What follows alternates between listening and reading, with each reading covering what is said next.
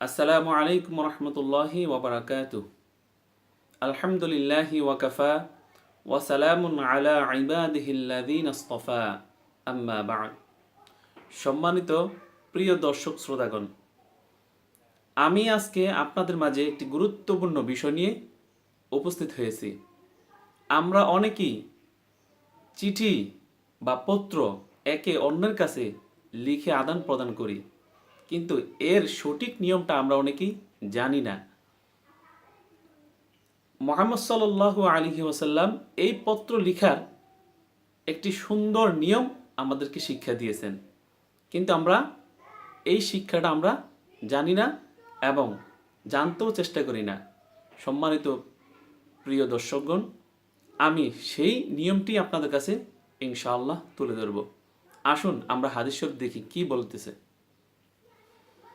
One জাবিরিন আন্না নাবিয়্যা সাল্লাল্লাহু আলাইহি ওয়াসাল্লাম قال إذا كتب أحدكم كتابا فليضربه فإنه أنجح للحاجة رواه الترمذي وقال هذا حديث منكر।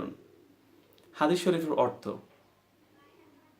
হযরত জাবির রাদিয়াল্লাহু তাআলা আনহু হতে বর্ণিত, তিনি বলেন, নবী করিম সাল্লাল্লাহু আলাইহি ওয়াসাল্লাম বলেছেন, যখন তোমাদের কেউ অন্য কাউকে চিঠি লিখবে বা চিঠি লেখা শেষ হবে, তখন উহাতে যেন মাটি লাগিয়ে দেয়, কেননা এটা উদ্দেশ্যকে অধিকতর সফলকারী। এই হাদিসটি বর্ণনা করছেন ইমাম তিরমিজি রাহিমাহুল্লাহু তাআলা এবং তিনি বলেন এই হাদিসটি হচ্ছে মুনকার। আমরা একটু ব্যাখ্যামূলক হাদিসের অনুবাদটা একটু যাই, দেখি কি লেখা আছে সেখানে।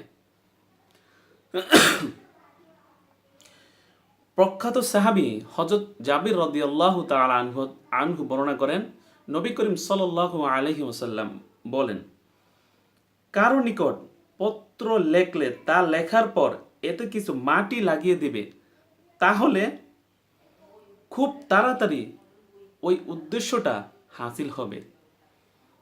তো সম্মানিত উপস্থিতি, আমরা আগে এই নিয়মটা আমরা জানতাম না, এখন আমরা হাদিস থেকে জানলাম।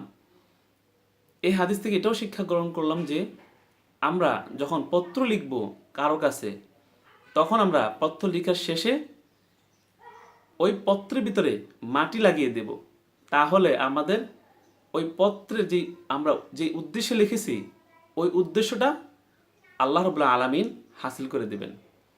তো সম্মানিত প্রিয় দর্শকগণ, আমরা এই হাদিসের উপর আমল করার তৌফিক দান করুক আল্লাহ রাব্বুল আলামিন আমাদের প্রত্যেকেই।